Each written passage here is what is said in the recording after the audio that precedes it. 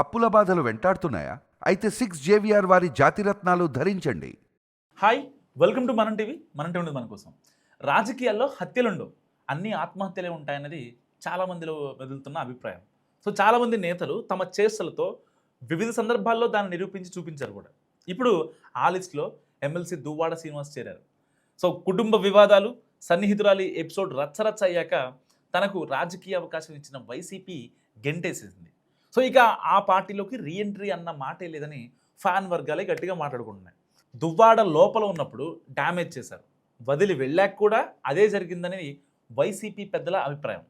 So వ్యక్తుల జీవితాలు వారి సొంతమైన, అక్కడ పర్సనల్ లైఫ్ కూడా పబ్లిక్ అయిపోయి అది సోషల్ మీడియాలో శృతి మించి ప్రజల్లో పార్టీ పట్ల కూడా చులకన భావం కలగజేసిందంటూ వైసీపీ అధిష్టానం బాగా కోపంగా ఉంది అప్పట్లో. సో మరి ఇప్పుడు కుటుంబం కన్నా రాజకీయాల కన్నా తనకు మాధురే ముఖ్యమని మీడియా ముఖంగా ఎప్పుడో చెప్పారు దువ్వాడ శ్రీనివాస్. ఆ క్రమంలోనే ఆయన్ని శాశ్వతంగా దూరం పెట్టాలని వైసీపీ హైకమాండ్ డిసైడ్ అయింది. సో ఫ్యాన్ అధిష్టానం సస్పెండ్ చేశాక టీడీపీ, జనసేన, బీజేపీ ఇలా అన్ని పార్టీలోకి ట్రై చేశారు దువ్వాడ. కానీ ఎవరు ముఖద్వారం కాదు కదా, కనీసం ప్రహరీ గేటు కూడా తాకనివ్వలేదు దువ్వాడని.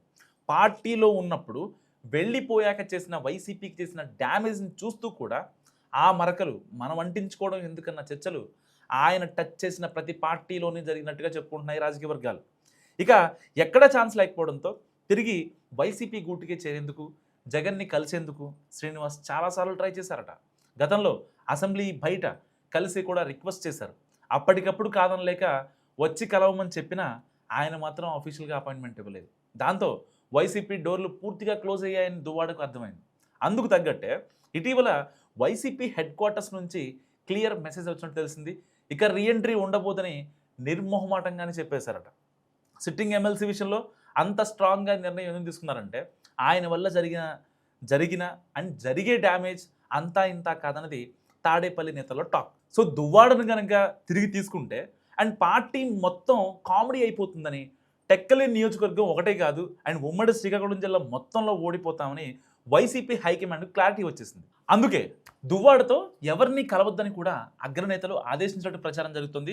ఆయన గనక పార్టీలోకి రీఎంట్రీ ఇస్తే అదే టీడీపీకి పెద్ద ఆయుధం అవుతుందని, మరో కొత్త సమస్య తలెత్తుందని వైసీపీ అధిష్టానం భావిస్తుంది. ప్రస్తుతం దువ్వాడ శ్రీనివాస్కు ఆయన కుటుంబం పూర్తిగా దూరమైంది. తన సన్నిహితురాలు మాధురితో కలిసి హైదరాబాద్లో చీరల వ్యాపారం ప్రారంభించి ఆ వ్యాపారాన్ని వృద్ధి చేసుకునే పనిలో ఉన్నారు. సో అదే సమయంలో తిరిగి పొలిటికల్గా యాక్టివ్ అయ్యేందుకు చేసిన ప్రయత్నాలన్నీ బెడిసి కొట్టినట్టు చెప్పుకుంటున్నారు. సో శ్రీనివాస్ తన సన్నిహితురాలు మాధురితో కలిసి సోషల్ మీడియాలో వేస్తున్న వెర్రి చేష్టలు, వెర్రి వేషాలు, పిచ్చి చేష్టలను చూసి పార్టీ అధ్యక్షుడు జగన్ చేదరించుకున్నారన్నది వైసీపీ నేతల ఇంటర్నల్ టాక్. అందుకే రీఎంట్రీ ఉండబోదని క్లారిటీగా చెప్పేసినట్టు తెలుస్తుంది. ఈ సమాచారం అందుకున్న పార్టీ నేతలు, పాత సహచరులు కొందరు ఇక దువ్వాడకు మిగిలింది సోషల్ మీడియాలో రీల్స్ మాత్రమేనని సటైరికల్గా మాట్లాడుకుంటున్నారు. అయితే ఆయన మాత్రం ఎవరేమనుకున్నా నా టార్గెట్ నాదేనని అంటున్నారు.